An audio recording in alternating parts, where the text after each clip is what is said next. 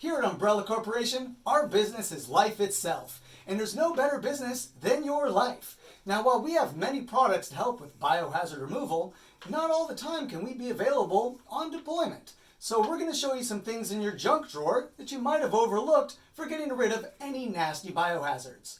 The first thing that I grabbed was a regular old oven mitt. The second thing that we grabbed is another oven mitt a bit more padded. We also have a pot lid, a plastic spatula, luckily we found some gloves, dog poop bags, a single lock, scissors, screwdriver, barbecue skewer, and some trimmer wire. Now all of these together might not seem too great, but let me show you what we can do with these. First off, let's start with the dog poop bags. Now these are extremely important to keep yourself clean and away from any biohazards. The screwdriver itself here is quite nice, small enough to get through the gate of the eye, so this is going to be the main thing we focus on to begin with. Something to note, before holding the screwdriver, put a poop bag over it to protect your hand from any splatter that comes from dealing with the biohazard. Now that principle is what we're going to use for many other things. Now for example, this scissors by itself, not too great, even if we split it, but what we can use these scissors for is shaving this plastic spatula into a very nice spike. Now that's not only going to be quite durable, but also quite easy to clean. Same thing with the screwdriver, the gate of the eye. And luckily, since the biohazards don't have any fear or pain, they'll pretty much just walk directly into it. So all you have to do is pretty much hold it up. But as you can see, it would definitely be nice to have a little bit of plastic to protect you. But more protection's needed. That's where the oven mitts come in. So the first thing that I like to do is the same thing. We're going to put the plastic over the screwdriver. We're then going to put the screwdriver up through the oven mitt so that it pokes out the top. We're then going to put another garbage bag or poop bag over the top of that to fully encase the mitt. If you find any kind of packing tape or anything, it's good to wrap around, but I can also attach it and tie it with this. That way, I have a very nice, pretty padded, pretty safe thing to attack the biohazard with. Now this guy here, what we're going to do is use this to poke some holes, or the barbecue skewer, and a little bit of the wire here.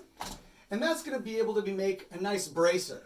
That attached with that, with either this or this through it, holding the handle on the inside, gives us a pretty nice layer of protection.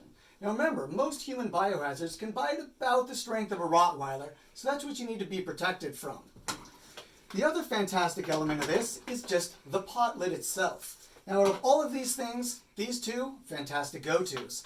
Now while the pot lid is just a good general thing to put them aside, it's also very nice as a pacifier, something you could put into its mouth to take care of the eye.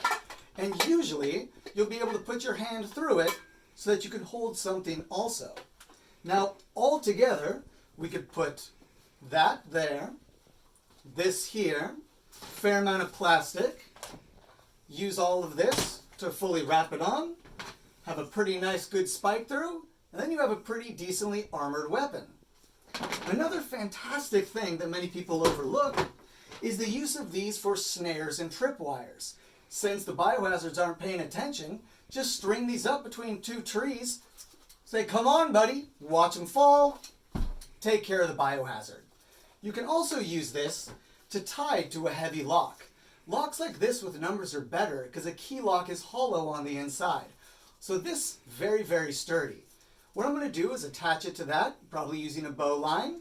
Quick swing, side of the temple, top of the head, but be very careful because if that's your only thing, you'll probably miss and they will come to you quite quickly.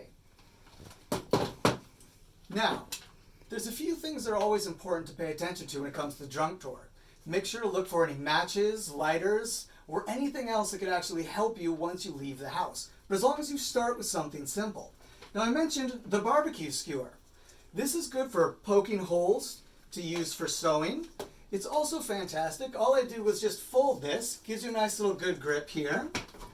And we can quite easily use that very small skewer with not too much of a bend to go through the gate of the eye quite easily and pull it back out.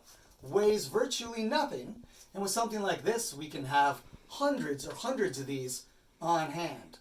And thank you for listening to our junk drawer extravaganza. And remember, our business is life itself.